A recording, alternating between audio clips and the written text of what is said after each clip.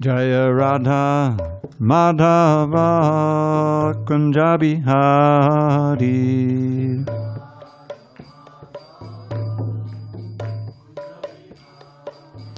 Jaya Radha Madhava Kunja Bihari.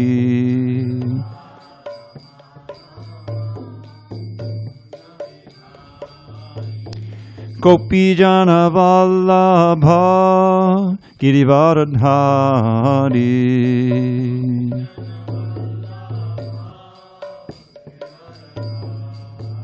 Jai Gopi Jana Vallabha Girivaradhari.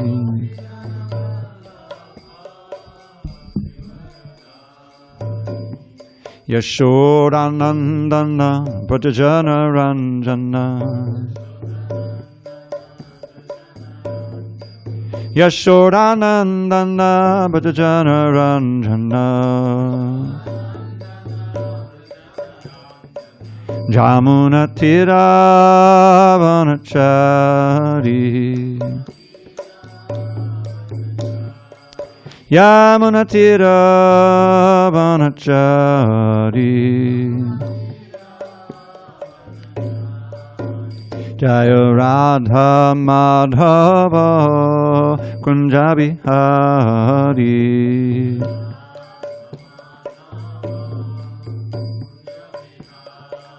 Jaya Radha Madhava Kunja Bihari.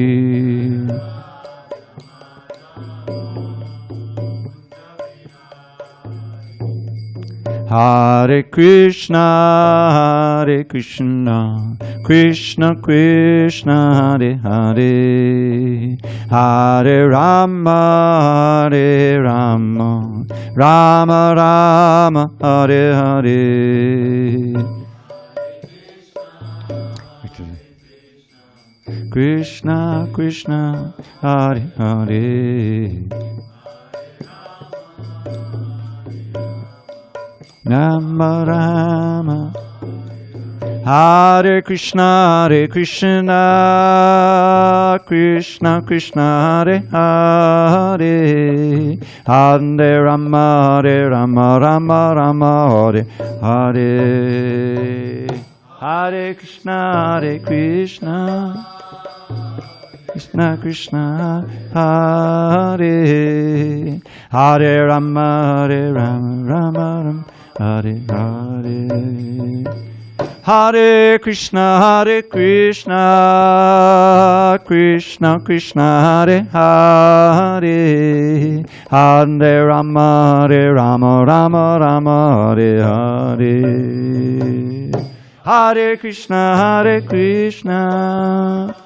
Krishna Krishna, Hare Hare, Hare Rama, Rama Rama.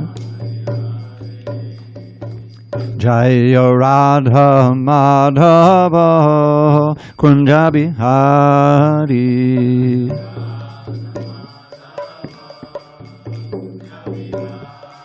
Jaya Radha Madhava Kunja Bihari.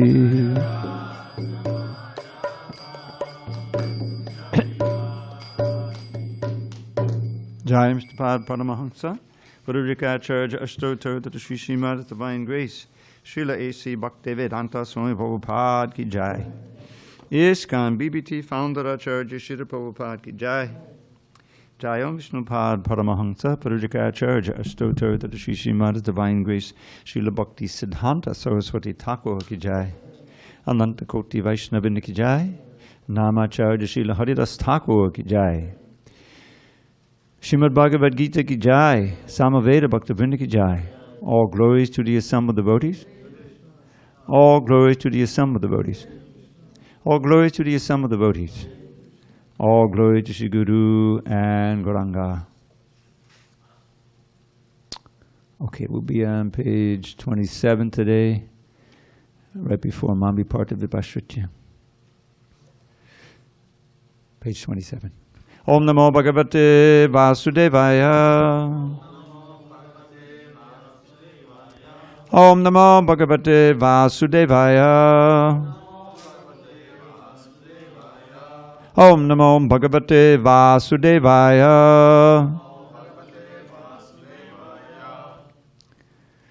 On this 26th day of January 2022 in San Diego, we're reading from Srimad Bhagavad Gita as it is, translation and commentary by His Divine Grace A.C. Bhakti-Vedanta Swami Prabhupada. We're in the introduction, page 27, most of your books. Last paragraph there, beginning, the Lord further says. Okay. The Lord further says, in Bhagavad Gita 9:32-33, Mami parta vipashritya yepisyu papayonayaha striyo vaishas tatha shudras tepiyanti param gatim kim puna brahmana punya bhakta raja shayastata anityam sukham lokam imam prapya bhajasvamam. Thus the Lord says that even a merchant, a fallen woman, or a laborer, or even human beings in the lowest status of life can attain the Supreme. One does not need highly developed intelligence. The point is that anyone who accepts the principle of bhakti-yoga and accepts the Supreme Lord as the summum bonum of life, as the highest target, the ultimate goal, can approach the Lord in the spiritual sky. If one adopts the principles enunciated in the Bhagavad Gita, he can make his life perfect and make a permanent solution to all the problems of life. This is the sum and substance of the entire Bhagavad Gita. In conclusion, the Bhagavad Gita is a transcendental literature which one should read very carefully. Now Prabhupada now begins quoting from the Gita Mahatmya, starting here. Gita Shastram Idam Punyam Yat. Go ahead. Yakpaded Prayatak Puman. If one properly follows the instructions of the Bhagavad Gita, one can be freed from all the miseries and anxieties of life. Vayashok Adi Varjitaha. One will be freed from all fears in this life, and one's next life will be spiritual. Gita Mahatmya 1. There is also a further advantage. Gita Dhyana Shilasya, Gita Dhyayana Shilasya Pranayama Parasya Naiva Sandhi Papani Purva Janma Kutanicha. If one reads the Bhagavad Gita very sincerely and with all seriousness, then by the grace of the Lord, the reactions of his past misdeeds will not act upon him. Gita Mahatmya 2. The Lord says very loudly in the last portion of the Bhagavad Gita, 1866, Sarva Dharman Parityajya Mamekang Sharanang Braja Aham Tvang Sarva Papebhyo Mokshiyasyami Mashtaha. Abandon all varieties of religion and just surrender unto me. I shall deliver you from all sinful reactions. Do not fear. Thus the Lord takes all responsibility for one who surrenders unto him, and he indemnifies such a person against all reactions of sins. Now we're back to the Gita Mahatmya. Malane mochanam pungsam jalasnanam dine dine Sakrid Gitamrita Snanam Sangsara Malanashanam. One may cleanse himself daily by taking a bath in water. But if one takes a bath even once in the sacred Ganges water of the Bhagavad Gita, for him the dirt of material life is altogether vanquished. Gita Mahatmya 3. Gita Sugita Kartavya Kimanyai Shastra Vistarai Ya Swayam Padmanabhasya Mukhapadmad Viniksrita. Because the Bhagavad Gita is spoken by the Supreme Personality of Godhead, one need not read any other Vedic literature. One need only attentively and regularly hear and read the Bhagavad Gita. In the present age, people are so absorbed in mundane activities that it is not possible for them to read all the Vedic literatures. But this is not necessary. This one book, the Bhagavad Gita, will suffice because it is the essence of all Vedic literatures, and especially because it is spoken by the Supreme Personality of Godhead, Gita Mahatma 4. As it is said, Bharatamrita sarvasvam Vishnu bhaktrad viniksritam Gita gangodakam pitva punarjanmana vidyate. One who drinks the water of the Ganges attains salvation. So what to speak of one who drinks the nectar of the Bhagavad Gita? The Bhagavad Gita is the essential nectar of the Mahabharata, and it is spoken by Lord Krishna himself, the original Vishnu. Gita Mahatma 5. The Bhagavad Gita comes from the mouth of the Supreme Personality of Godhead, and the Ganges is said to emanate from the lotus feet of the Lord.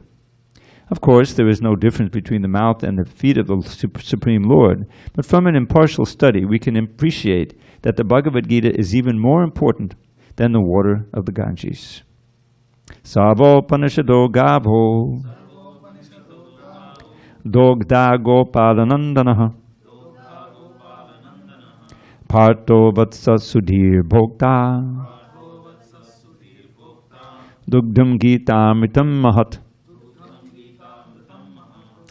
This Gita Upanishad, the Bhagavad Gita, the essence of all the Upanishads, is just like a cow, and Lord Krishna, who is famous as the cowherd boy, is milking this cow.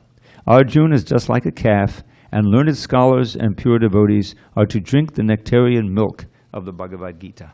Gita Mahatma 6. Ekam Shastram Devaki Putra Gitam Eko Devo Devaki Putra Eva Eko mantrastasya namani yani karmapyekam tasya devasya seva. Gita Mahatmya 7. In this present day, people are very much eager to have one scripture, one God, one religion, and one occupation. Therefore, ekam shastram devaki putra gitam. Let there be one scripture only, one common scripture for the whole world. The Bhagavad Gita. Eko Devo Devaki Putra Eva. Let there be one God for the whole world, Sri Krishna. Eko mantras tasya namani. And one hymn, one mantra, one prayer, the chanting of his name. Hare Krishna, Krishna Krishna, Hare Hare. Hare Rama, Rama Rama, Hare Hare. Karmyapekam tasya devasya seva. And let there be one work only, the service of the Supreme Personality of Godhead. And that, I believe, ends the introduction. So, what could be more auspicious than reading the Parampara, the disciplic succession, which is on the next page. Evam Parampara Praptam Imam Rajashi Yovidahu, Bhagavad Gita 4.2. This Bhagavad Gita, as it is received through this disciplic succession. Now, this has been a little bit altered, where we have the word Lord before Krishna after number 1. And it's in bold, as is Lord Chaitanya, number 22.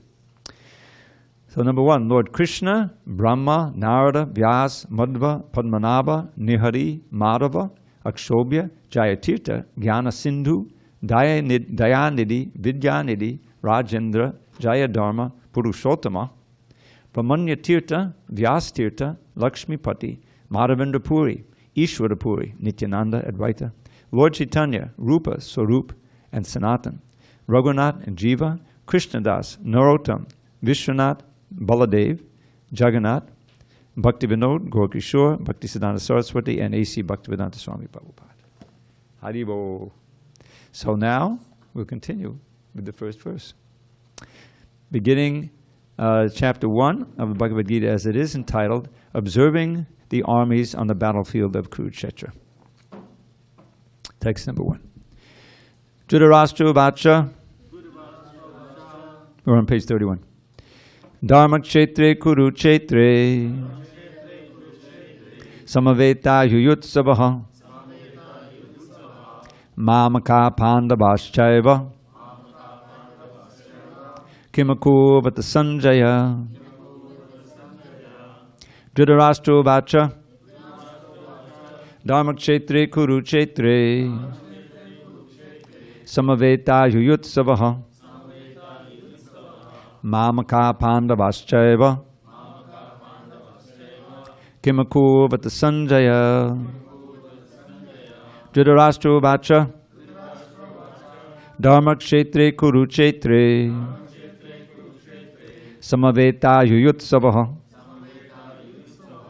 Mamakak Pandavaschaiva. Kimakurvata Sanjaya. Dhritarashtra Vacha. Dharmakshetre Kurukshetre.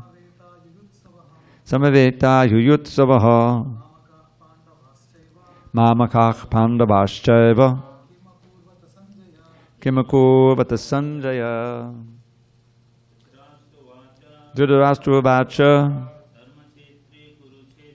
Dharmakshetre Kurukshetre. Samaveta Yuyutsavaha. Mamaka Pandavaschaiva. Kimakurvata Sanjaya. Dhritarashtra Vacha. Dharmakshetre Kurukshetre. Samaveta Yuyutsavaha. Mamakak Pandavaschaiva.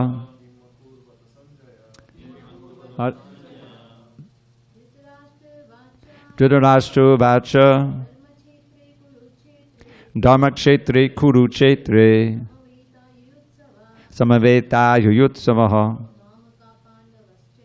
Mamakak Pandavaschaiva. Kimakurvata Sanjaya. Zoomland. Dhritarashtra Vacha. Dhritarashtra Vacha. Dharmakshetre Kurukshetre. Dharmakshetre Kurukshetre. Samaveta Yuyutsavaha. Samaveta Yuyutsavaha. Mamaka Pandavaschaiva. Mamaka Pandavaschaiva. Kim Akurvata Sanjaya. Kimakurvata Sanjaya. Dhritarashtra Vacha, King Dhritarashtra said, Dharmakshetre in the place of pilgrimage, Kuruksetra in the place named Kuruksetra, Samavetaha, assembled, Yuyutsavaha, desiring to fight, Mamakaha, my party, the sons, Pandavaha, the sons of Pandu, Cha, and Eva certainly, Kim, what, Akurvata did they do, Sanjay, O Sanjay. Translation. Dhritarashtra said, O Sanjay, after my sons and the sons of Pandu assembled in the place of pilgrimage at Kuruksetra, desiring to fight, what did they do? Purport. The Bhagavad Gita is the widely read theistic science summarized in the Gita Mahatmya, or glorification of the Gita. There it says that one should read the Bhagavad Gita very scrutinizingly with the help of a person who is a devotee of Sri Krishna, and try to understand it without personally motivated interpretations. The example of clear understanding is there in the Bhagavad Gita itself, in the way the teaching is understood by Arjuna, who heard the Gita directly from the Lord. If someone is fortunate enough to understand the Bhagavad Gita in that line of disciplic succession, without motivated interpretation, then he surpasses all studies of Vedic wisdom and all scriptures of the world. One will find in the Bhagavad Gita all that is contained in other scriptures, but the reader will also find things which are not to be found elsewhere. That is the specific standard of the Gita. It is the perfect theistic science because it is directly spoken by the Supreme Personality of Godhead, Lord Sri Krishna. The topics discussed by Dhritarashtra and Sanjay, as described in the Mahabharata, form the basic principle for this great philosophy. It is understood that this philosophy evolved on the battlefield of Kuruksetra, which is a sacred place of pilgrimage from the immemorial time of the Vedic age. It was spoken by the Lord when he was present personally on this planet for the guidance of mankind. The word Dharmakshetra, a place where religious rituals are performed, is significant because on the battlefield of Kuruksetra, the Supreme Personality of Godhead was present on the side of Arjuna. Dhritarashtra, the father of the Kurus, was highly doubtful about the possibility of his son's ultimate victory. In his doubt, he inquired from his secretary, Sanjay. What did they do? He was confident that both his sons and the sons of his younger brother Pandu were assembled in that field of Kuruksetra for a determined engagement of the war. Still, his inquiry is significant. He did not want a compromise between his cousins and brothers. What this means is between the cousins. I can explain it later. And he wanted to be sure of the fate of his sons on the battlefield. Because the battle was arranged to be fought at Kuruksetra, which is mentioned elsewhere in the Vedas as a place of worship, even for the denizens of heaven, Dhritarashtra became very fearful about the influence of the holy place on the outcome of the battle. He knew very well that this would influence Arjuna and the sons of Pandu favorably, because by nature they were all virtuous.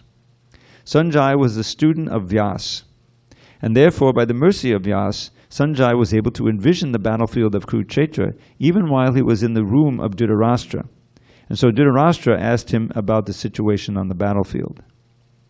Both the Pandavas and the sons of Dhritarashtra belong to the same family, but Dhritarashtra's mind is disclosed herein. He deliberately claimed only his sons as Kurus, and he separated the sons of Pandu from the family heritage. One can thus understand the specific position of Dhritarashtra in his relationship with his nephews, the sons of Pandu. As in the paddy field, the unnecessary plants are taken out, so it is expected from the very beginning of these topics that in the religious field of Kuruksetra, where the father of religion, Sri Krishna, was present, the unwanted plants like Dhritarashtra's son, Duryodhana, and others would be wiped out, and the thoroughly religious persons headed by Yudhishthira would be established by the Lord. This is the significance of the words Dharmakshetre and Kuruksetra, apart from their historical and Vedic importance. Om Jnana Timirandasya, Jnanandjana Shalakaya, Chakshur Unmilatam Mena, Tasmai Shri Gurave Namaha. I was born in the darkest of ignorance, but my spiritual master, Srila Prabhupada, opened my eyes with the torchlight of knowledge. I offer my humble obeisances unto him and all members of Sri Parampara. So there's an interesting, how do you put it, seeming paradox in this Bhagavad Gita. Here we have the very first word of this Bhagavad Gita is Dharma, as in Dharmakshetra.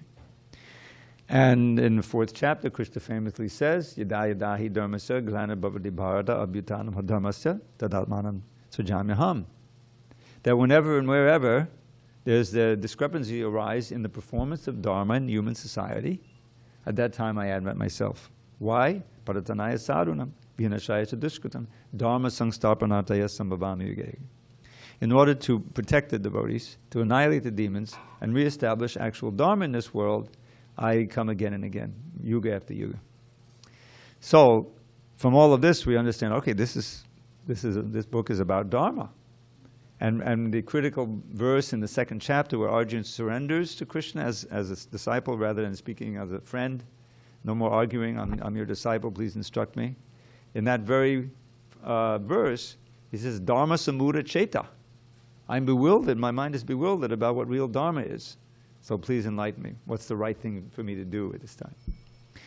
And yet, at the end of the book, Prabhupada cites it in this purport, or maybe what we read in the introduction. Sarva dharma parityaja, mame kamsananamaja. Give up all other dharmas. He doesn't say other dharmas. He says, give up all dharmas. Sarva dharma parityaja, mame kamsananamaja. So how are we to reconcile this seeming contradiction, right? So the idea is that real Dharma leads one to pure devotion to Krishna. That's explained very explicitly in the 2nd chapter, 1st canto of the Bhagavatam. The sages in Naimisharanya wanted to know what is that Dharma by which the soul can be completely satisfied. And so Sutta Goswami answered them, and then in the next 16 verses, he gave a complete lesson on how to achieve perfection of Krishna consciousness. Right there in the 2nd chapter, 1st canto.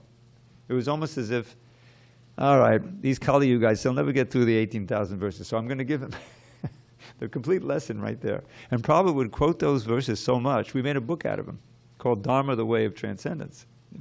His translations, purports, and excerpts from his lectures that he gave on so many of those verses. So what's the idea? So like so many other things, it's Krishna consciousness is meant to like expand your mind, where you have to kind of accept the inconceivable as possible. So what this means is that, what this verse, Sabai Pung Sang Paro Dhamma Yato Bhakti Hokshide, that real Dharma is such if it leads to devotion to Adhokshija, which means the transcendent Lord Krishna. But he has some qualifications there. Such bhakti, devotional service, must be without any personal motivation and uninterrupted to satisfy the self. Now that's kind of a high bar to reach. It's not just any old religion or any old dharma, because one can feel oneself quite virtuous if one goes, in this country, if one goes to church every week, if he's a good person, if he prays to God, and feels himself religious and like that. In other words, he's more or less a good person, and that's it. But that's not real dharma, according to the Bhagavatam, because if it doesn't lead one to become more and more attracted to hearing about Krishna, then it's shrama eva hi kevalam. It's just a lot of hard work for no ultimate result. This is a few verses later, where he says, Dharma swanustitat pungsam vishvaksena katasayak notpadiyed yadiratim shrama eva hi kevalam. That if you're performing your dharma, your duties within varnashram dharma, right? Very nicely, the duties of a Kshatriya, the duties of a Brahman, or even the duties of a Shudra, they're delineated. Shudra is not any old, it's not a catch-all phrase. There are also those who are outside the varnashram system. There's rules and regulations for the Shudras. So you're doing very nicely in that, and you think, well, I'm pretty dharmic. But he says, no. If it's not increasing your desire to hear about Krishna, in other words, if you're not progressing in bhakti by that activity, then it's a lot of hard work for no result. Shrama eva hi kevalam, this is a famous phrase. So, real dharma is important, and we want to follow it. But the result of success in dharma, because dharma is a process with so many do's and don'ts, and it's a discipline, sacrifices are there and regulation. And it's what we would call sadhana bhakti. Sadhana bhakti. Under rules, Vaidhi bhakti. Rules and regulations. It's essential. But the ultimate goal is not to stay within those rules and regulations. The ultimate goal is to come to the spontaneous point where you don't know anything else but Krishna. You can't even imagine doing anything that's not an act of service and love for Krishna. That's the spiritual world. And even on this plane, the great acharyas and the paramahamsas give examples of that. Prabhupada, yes, he would chant with us, to show by example. But he was always chanting. 24 hours a day. The mantra is going internally or externally. He's constantly chanting. So it's not that he had to do that, but he did as an example for us. So in other words, one would say, well, he's not practicing the Dharma. No, because the Dharma, you graduate from it at a certain point. If you simply surrender to Krishna, mind, body, words, and soul, there's no other Dharma to perform. The residents of Goloka Vrindavan are not performing Dharma. Although Prabhupada does call it the Sanatan Dharma in the introduction. But that's kind of it's idiomatic use. It means the eternal function of the soul. But on this plane, we need Dharma. We need those rules and regulations, and we need to follow them. Otherwise, we're no better than the animals. What does it say? There's a verse like that. Ahara nidra bhayamaitanangsha samanyametat pashabhi samana. Dharma nihina pashabhi samana. No. Dharma hitesham adhiko vishesho dharma nihina pashabhi samana. Is that we share these four basic principles with the animals. Eating, sleeping, mating, fearing, or defending. We have to do that. So what's the distinguishing quality of the human being? Dharma. Dharma hitesham adhiko vishesho. That's the best quality. Dharma nihina, without Dharma, human life is no better than animal life. It may look very polished, you may have so much money and you're riding around in an expensive car, but it's polished animal life. So Dharma is very important. But in the end, Dharma leads to the giving up of Dharma. Just like all, the discipline. Again, I'll give the example of learning a musical instrument, so I'm familiar with it. Yeah, I was thinking like when you're saying this, isn't it like, when you learn a language, it's very challenging. Then you get to the point of the conversation, then you get to the point where you're struggling because you're still thinking. Can you use the microphone? Speaking Italian, right? Yeah, yeah. But he wanted to use the mic because.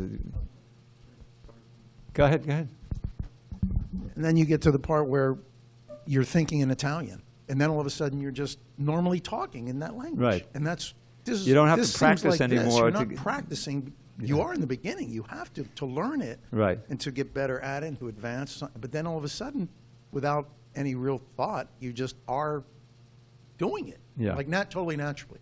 Without Exactly. thinking anything. Yeah. So back to where we are in the Gita here. We'll be at the very first verse, Dharma Kshetra. Now what's happening is that Dhritarashtra is able to hear what's going on because Sanjay can see the battlefield. I don't know if he's back in Delhi or back in Hastinapur, but he's way off the battlefield, right? But he's got a live feed from the battlefield. So he's hearing everything. And he's very concerned because he knows that what he's done is adharmic. He's violated what's right because Pandu was the rightful heir to the throne, even though he was younger, because Dhritarashtra was blind. He was the oldest, Dhritarashtra, but he was born blind. Therefore, he wasn't eligible to inherit the kingdom.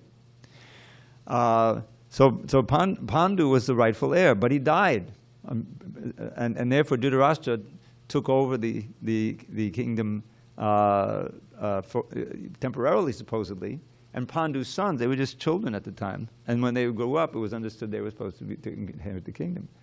But because of the ambitious son, his Duryodhana, one of the leader of the 100 sons he had, he said, now's our chance. My father's got the kingdom. He was the oldest. And so there was this little confusion of Dharma. There was this whole discussion in the Sabha Parva.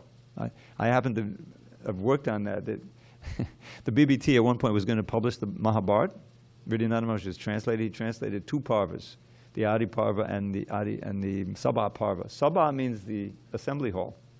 So the central pastime there is the assembly hall where Yudhishthira and the other Pandavas, I think that's where they played the dice game, and he lost everything. And then so he lost himself. They were then the slaves, of the Kurus. And then they said, oh, then you don't own your wife anymore, But the point is, he had wagered his wife, but then there was this question. But he had already lost himself, so he couldn't have. So this whole discussion of what real dharma was, But the whole thing was concerned, and it was so adharmic that in the presence of that attempted disrobing of Draupadi, of course, she wasn't disrobed because Krishna came as the form of unlimited sari, Bhishma Dev and Dronacharya didn't say anything because they were beholden to the Kurus. There was all of this intrigue going on.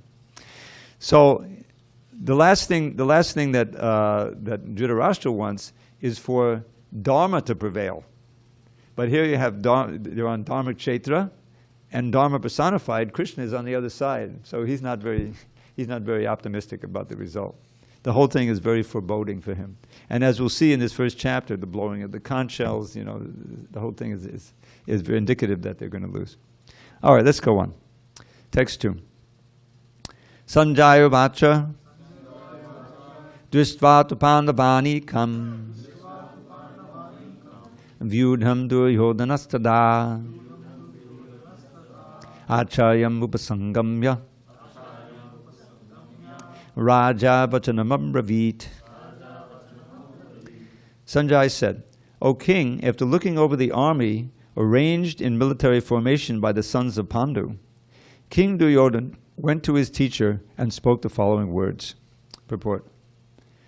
Dhritarashtra was blind from birth. Unfortunately, he was also bereft of spiritual vision. He knew very well that his sons were equally blind in the matter of religion, and he was sure that they could never reach an understanding with the Pandavas, who were all pious since birth. Still, he was doubtful about the influence of the place of pilgrimage, and Sanjay could understand his motive in asking about the situation on the battlefield. Sanjaya wanted therefore to encourage the despondent king and thus assured him that his sons were not going to make any sort of compromise under the influence of the holy place.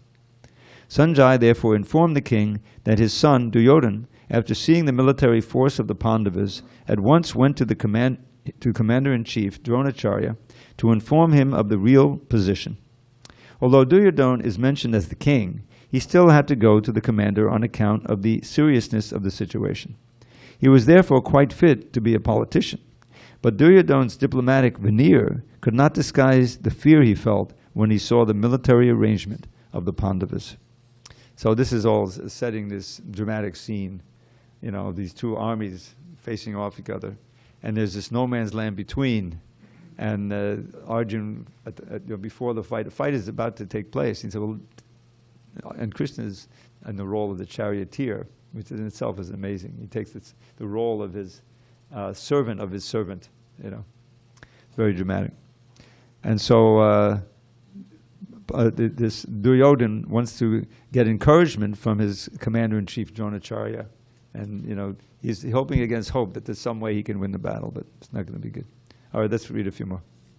Paschaitan Pandaputranam Acharya Mahatim Chamum Vyudham Jupataputrena Tavashishye Nadimata. O my teacher, behold the great army of the sons of Pandu, so expertly arranged by your intelligent disciple, the son of Jupiter. Purport. Duryodhana, a great diplomat, wanted to point out the defects of Dronacharya, the great Brahmin commander-in-chief. Dronacharya had some political quarrel with King Jupiter, the father of Draupadi, who was Arjun's wife.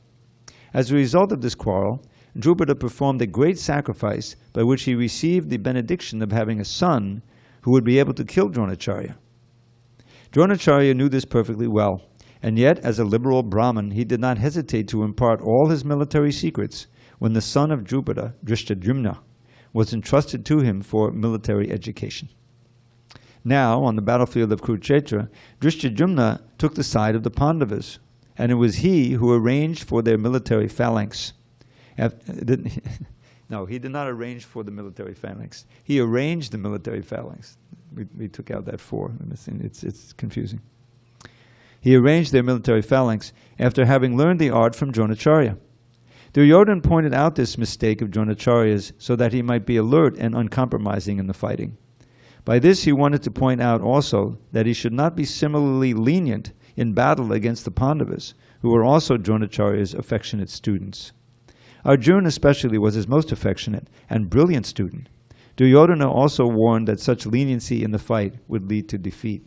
So you can see you have these cross allegiances and affections going on in this battlefield because everybody is very close. They're all Kurus and there's interrelated relationships. And this is what Arjuna perceives when he goes in between and he gets cold feet, so to speak.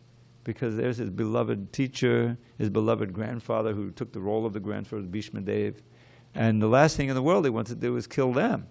And he gives a simple reason for that. How could I possibly enjoy a kingdom if I won the battle that was soaked with their blood of the people who I love? Forget it, I'm going off and begging somewhere.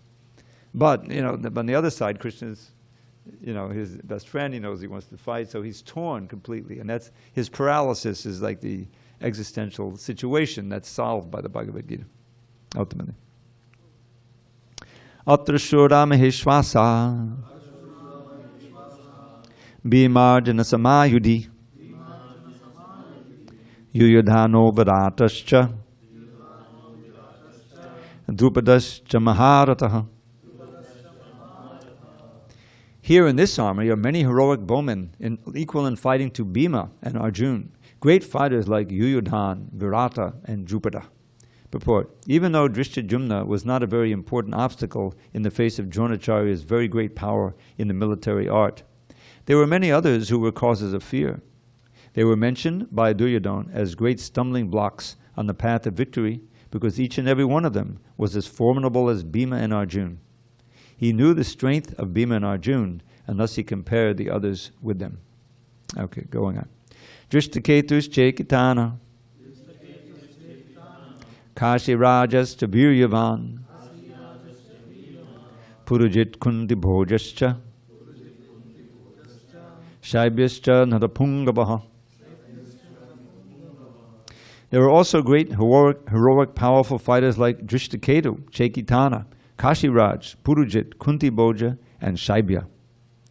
Yudhamanyasta Vikranta, Uttamaujasta Viryavan, Saubhadro Draupadeyascha, Sarva Eva Maharataha.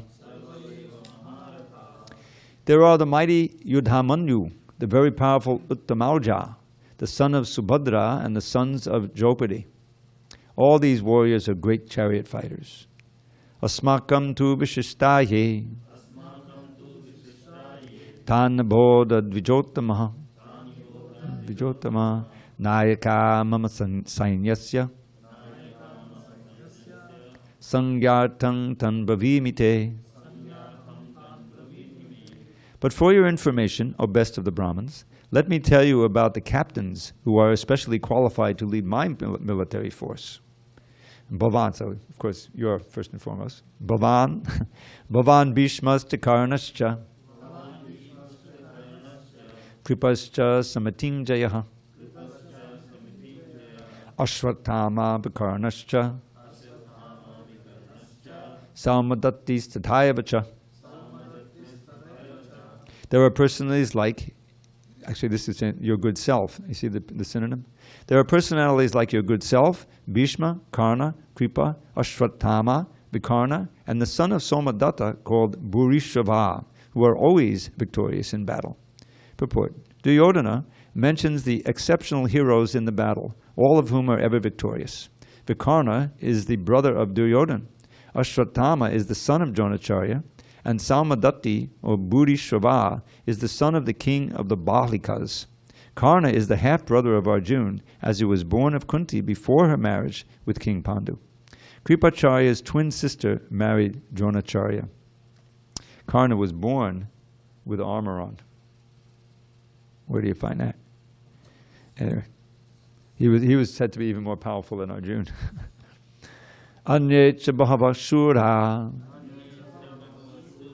madarte tyakta jivataha nana shastra praharana sarve yudha visharadaha. There are many other heroes who are prepared to lay down their lives for my sake. All of them are well equipped with different kinds of weapons, and all are experienced in military science. Purport. As far as the others are concerned, like Jayadratha, Kritavarma, and Shalya, all are determined to lay down their lives for Duryodhana's sake.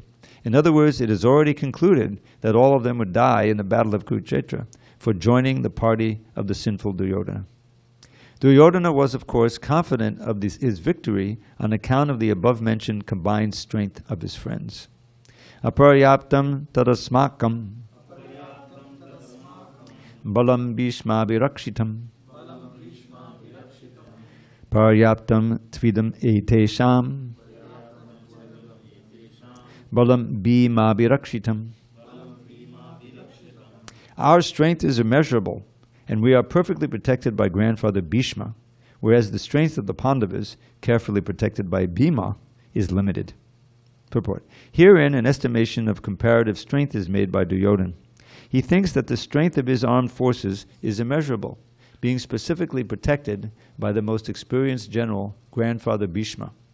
On the other hand, the forces of the Pandavas are limited, being protected by a less experienced general, Bhima, who is like a fig in the presence of Bhishma. Duryodhana was always envious of Bhima because he knew perfectly well that if he should die at all, he should only be killed by Bhima. But at the same time, he was confident of his victory on account of presence of Bhishma, who was a far superior general. His conclusion that he would come out of the battle victorious was well ascertained. And before the time ends, I want to do what I forgot to do because of the confusion and everything. Om Jnanatimirandasya Jnanandana Shalakaya Chakshu Unmeditam Mena Tasmai Shri Gurave Namaha. I was born in the darkest of ignorance, but my spiritual master Srila Prabhupada opened my eyes with the torchlight of knowledge. I offer my humble obeisance to him and all members of Sri Parampara. Now that I think about it, I think I did say that. Anyway, no harm. So, what's mentioned here is that you can obviously see Duryodhana is trying to somehow buck himself up, and and so forth, but it's hopeless. You notice there's one person he doesn't mention, Krishna. He completely forgot. He has no faith. He doesn't realize that. The whole story. How at one point Krishna was sleeping, and and Arjuna and Duryodhana came to see him. And it was understood that whoever he saw first would be able to ask him first. Would be able to ask him for a boon, whether he wanted, that he. So Arjuna was at Krishna's feet, and Duryodhana was at his head, thinking, "Well, he'll see me first." But when he woke up, he looked down and he saw Arjuna, and Duryodhana says, "Oh no, he's going to take all those armies." So Krishna said, "What would you like to have?" Now you have to understand, I'm not going to fight on this battle. I have so many akshahonis of soldiers and elephants and like.